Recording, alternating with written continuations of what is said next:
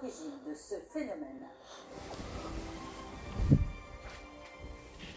Mais d'abord, au moins 5 morts et plus d'une centaine de blessés en Pologne, essentiellement des touristes qui étaient alors en randonnée. C'est le bilan provisoire des orages qui se sont abattus hier en montagne dans le sud du pays. Je vous propose de faire tout de suite le point avec Ambrine Tida. Quelques minutes après l'orage, ces secouristes polonais arrivent sur zone. Le temps est compté. Ils doivent retrouver des dizaines de touristes blessés par la foudre. Pour les aider à explorer l'immense massif montagneux, plusieurs hélicoptères. Nous avons dû secourir 157 personnes pour les avoir transportées à l'hôpital. Nous n'avions jamais vécu ce type de catastrophe dans la région. C'est énorme. Au moins 5 personnes sont décédées. Le plus grand nombre de blessés se trouvaient dans la zone du mont Kivu. Voir cette immense croix en fer de 15 mètres de haut, filmée quelques jours plus tôt. La foudre aurait touché la croix, blessant sur le coup des dizaines de personnes. Les secouristes nous ont dit de redescendre, enfin pour ceux qui pouvaient encore marcher sans avoir besoin d'aide. Ils sont ensuite venus aider les blessés. Il y avait beaucoup d'éclairs, la pluie était très violente. Près de 24 heures après l'orage, la majorité des blessés est toujours hospitalisée. 3 personnes sont encore en réanimation.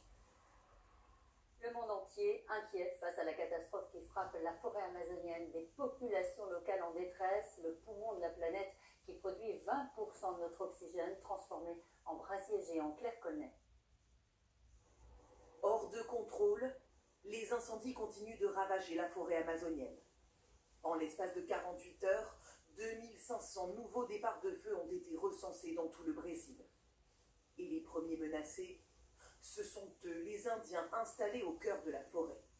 Comme la tribu des parents Tintin, ils y trouvaient jusqu'ici de quoi subvenir à leurs besoins. Dans 10 ou 15 ans, on ne pourra plus vivre comme aujourd'hui. On ne respirera plus mes nerfs. On est vraiment très inquiets. Et pour eux, voici la principale cause des incendies. Une déforestation record, plus 67% en un an. L'objectif des exploitants forestiers, transformer ces parcelles en pâturage ou en terre agricole. Le feu leur sert en fait à défricher une fois les arbres coupés. Les 15 000 Indiens de la tribu Moura découvrent régulièrement de larges zones déboisées sur leurs terres. Pour nous, c'est de la destruction. Ce qui se passe ici, c'est une atrocité. L'incendie! J'aurais imaginé que ça puisse arriver. Chaque jour, L'incendie! la destruction de notre forêt avance. Incendie! Avec le déboisement, les scieries.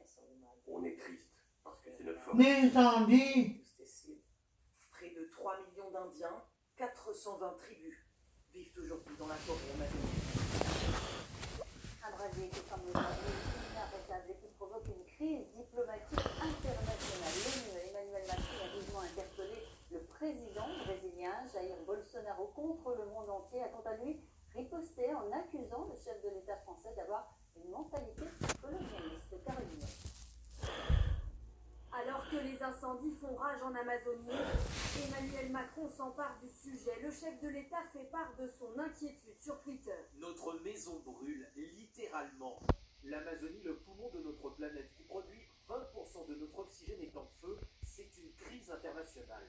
Notre maison brûle. Une référence explicite aux mots de Jacques Chirac qui, il y a 17 ans, s'alarmait déjà de l'urgence climatique. À quelques heures du G7, dont le Brésil ne fait pas partie, Emmanuel Macron exhorte donc les pays les plus riches de la planète à agir. Réaction immédiate du président brésilien, Jair Bolsonaro, qui crie à l'ingérence.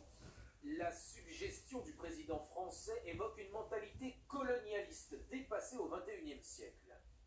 L'État... Ce matin, c'est pourtant bien le président brésilien qui est mis en cause.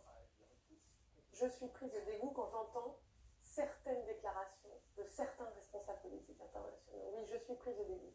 Et je me console en me disant que peut-être un jour, ces responsables politiques-là, ils auront à répondre de leur inconséquence, de leurs actes aussi irresponsables devant un tribunal, devant la justice. Il y a tous les sujets symboliques de la protection de la nature derrière la question de l'Amazonie et le chef de l'État brésilien ne peut pas dire que c'est une démarche néocoloniale? À l'instant, Angela Merkel, à son tour, considère que ce sujet doit être une priorité du G7. Et c'est dans ce contexte que se réunissent ce week-end à Biarritz les grands chefs d'État à l'occasion du G7. Et les sujets qui fâchent ne manquent pas, climat bien sûr, commerce, mais aussi frontières. Biarritz bouclé depuis minuit, aéroport fermé, la gare aussi à partir de ce soir. 3 jours de sommet ultra sécurisé que nous détaillent Mathieu Boisseau et Louis Cricorian. Elle est d'ordinaire l'une des artères les plus fréquentées du centre-ville. Ce matin, l'avenue Édouard VII est quasiment vide, comme toute la zone dite de protection renforcée autour des sites du sommet. Chaque accès est bloqué par les forces de l'ordre. Ah non, ça ne passerait pas. La zone 2, non. Cette habitante qui sort du périmètre pour aller travailler n'en revient pas. Biarritz, déserté, en plein mois d'août. C'est vide. Très sécurisé. C'est le moins qu'on puisse dire. Hein. Mais bon, faut leur travail, hein. On ne peut pas leur en vouloir. Mais ça fait drôle, il y a beaucoup de barrières, il y a beaucoup de... Et décité. C'est parfait. Seuls les résidents munis d'un badge peuvent accéder. Et certains professionnels, uniquement si nécessaire. Ce livreur doit approvisionner des pharmacies en médicaments. Comment ça se passe pour l'instant pour vous? Plutôt bien, on me dit par où je dois passer, donc voilà. Agréablement surpris, vous vous attendiez à pire? Oui. Mais pour d'autres, c'est beaucoup plus compliqué. Ces employés d'établissements qui accueillent le G7, personnel de sécurité notamment, doivent pour l'instant suivre le sommet de loin. Les badges qui leur ont été donnés ne sont pas les bons. Je vais aller travailler. Pour l'instant, non. Bien. Peut-être que, ouais. Donc, qui est en zone rouge, zone 1. Et en fait, moi, je suis en zone 2 sur ma carte résident. Donc, voilà. Apparemment, ça passe pas. Face aux risques terroristes ou de manifestations violentes, aucune exception aux règles de sécurité, même pour ces policiers. Ils doivent faire demi-tour car leurs motos n'ont pas encore été inspectées ici, au centre de déminage, en périphérie de Biarritz. Tous les véhicules autorisés dans la zone la plus sensible y sont contrôlés. Délégations, secouristes ou forces de l'ordre. Un véhicule stationné pendant que la personne va prendre son repas, par exemple, on peut très bien coller une charge dessous, pareillement, ou quelque chose comme ça, à l'insu du propriétaire ou du chauffeur. Et c'est pour ça qu'on fait tous ces contrôles.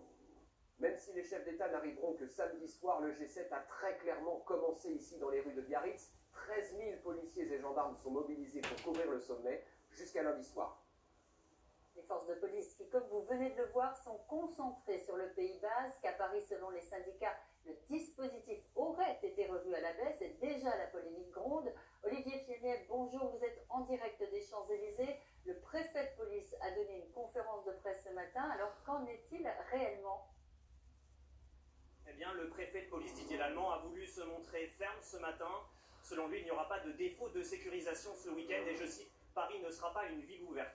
Il répond de cette façon à des appels passés par des gilets jaunes sur les réseaux sociaux, souhaitant une mobilisation massive dans la capitale face à des policiers qu'ils prédisent en sous-nombre. La préfecture rappelle que toute manifestation est interdite demain sur les Champs-Élysées, que les gilets jaunes qui le souhaitent peuvent rejoindre le cortège déclaré dans le sud de Paris et côté effectif sur les 42 000 fonctionnaires de la préfecture.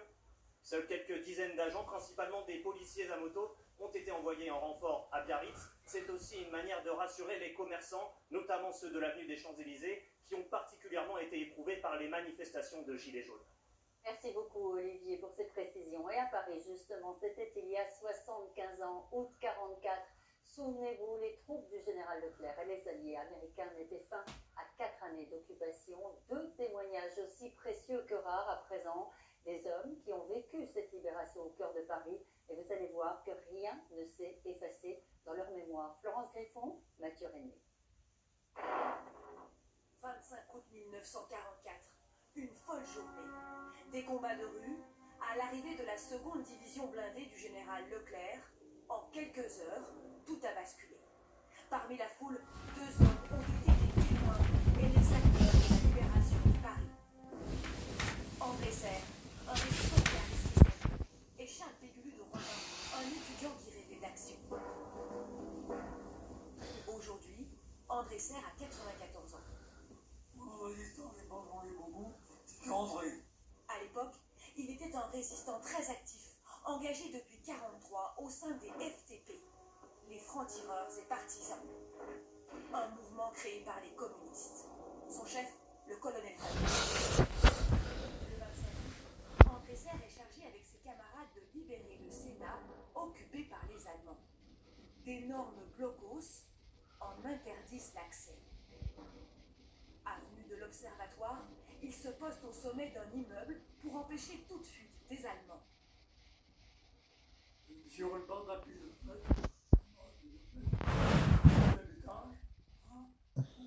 avec un mousqueton, tirait comme les copains sur les Allemands.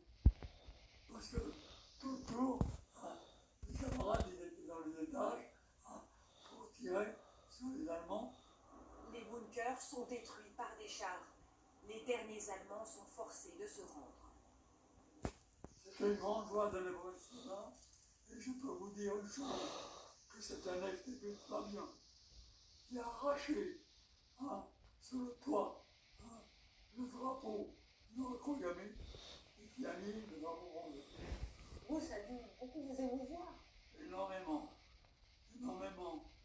Mais vous savez, à la libération, les FTP et les Belgiques n'avaient pas de corps en guerre. On avait perdu 30 camarades. André Serre a poursuivi le combat jusqu'en Allemagne. Il a d'ailleurs été décoré de la Croix de guerre pour son héroïsme. Autre quartier, autre histoire singulière. Près de l'hôtel de ville, un jeune homme armé cherche à se rendre utile. Il s'appelle Charles Pégulu de Rovin, un étudiant qui se retrouve chargé d'assurer la sécurité à l'intérieur de l'hôtel de ville libéré. Le voici armé d'une mitraillette.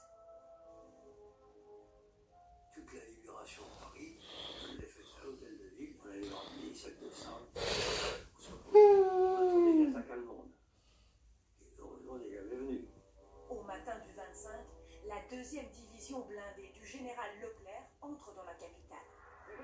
En fin de journée, le général de Gaulle prononce un discours historique à l'hôtel de ville. Paris outragé, Paris brisé, Paris martyrisé, mais Paris libéré. L'étudiant est au